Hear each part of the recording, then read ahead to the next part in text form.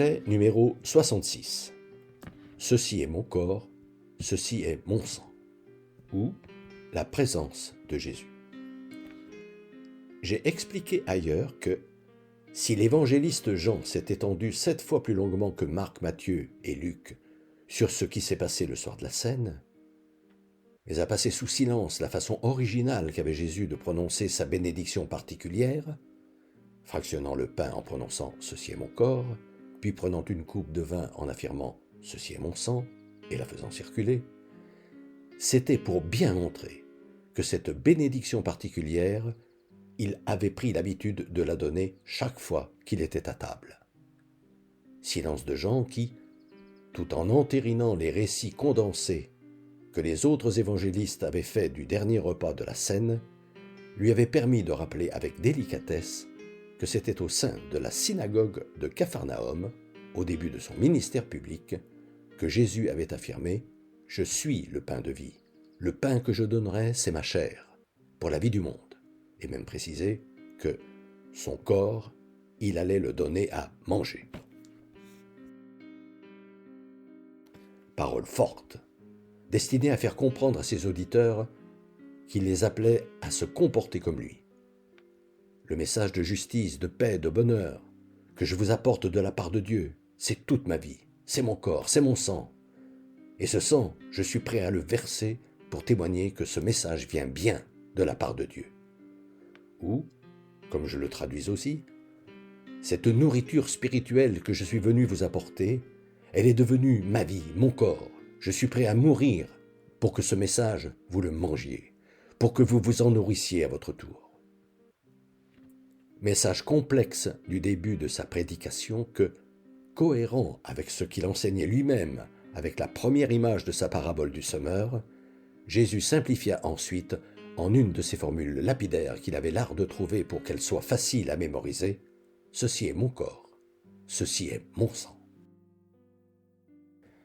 Ainsi, Jésus s'assimilait-il au message qu'il avait pour mission d'apporter à l'humanité.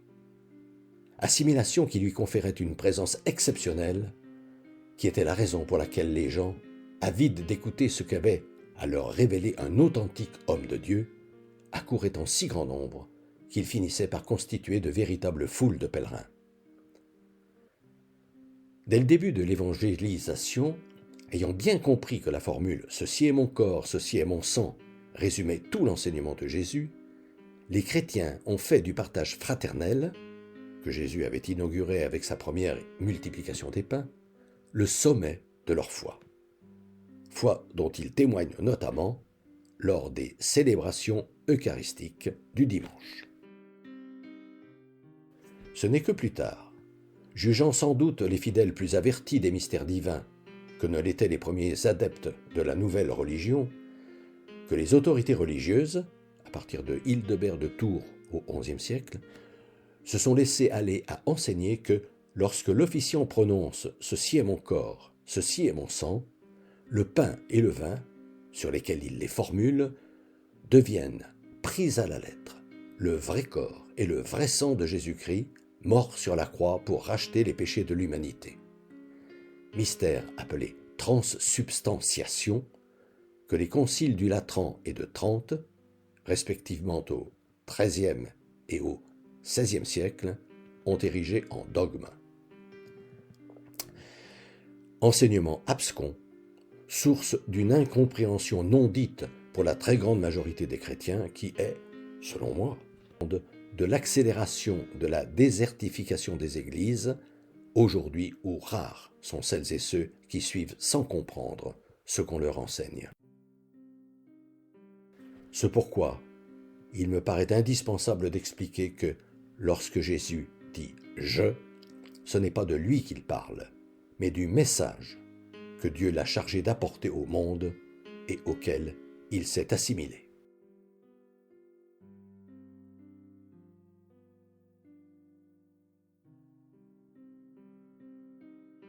Depuis des années, environ une fois par mois, j'envoie une lettre d'information spirituelle à tout mon carnet d'adresses. Le thème du moment est, depuis janvier 2019, « Être chrétien, ça veut dire quoi ?» Si ce sujet vous intéresse, n'hésitez pas à me transmettre votre mail en vous contentant d'indiquer auditeur YouTube, vos noms et prénoms et éventuellement votre numéro de téléphone si vous souhaitez me parler.